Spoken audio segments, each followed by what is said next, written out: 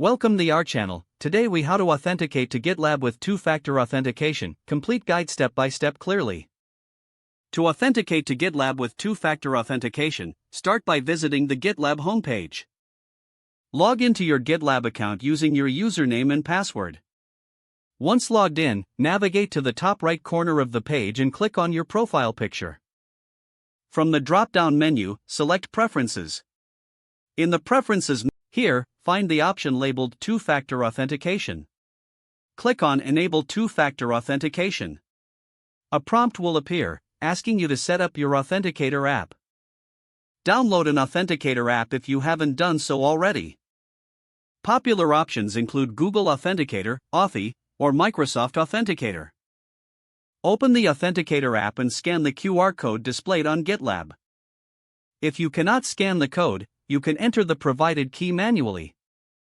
Once scanned or entered, your Authenticator app will generate a verification code. Copy this code from the app. Return to the GitLab page and paste the verification code into the provided field. Click on Register. If the code is correct, two-factor authentication will be enabled for your account.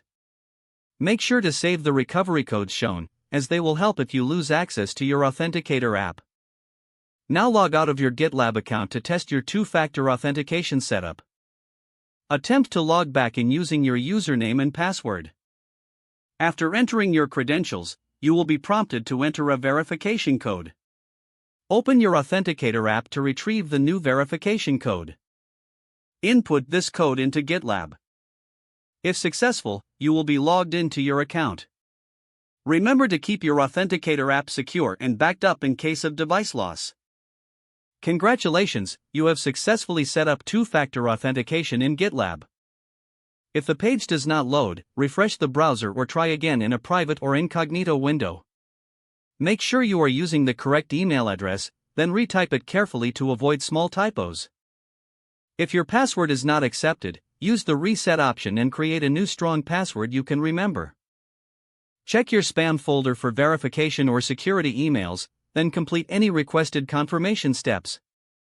Enable two-factor authentication if available to improve account security and reduce unauthorized access risk.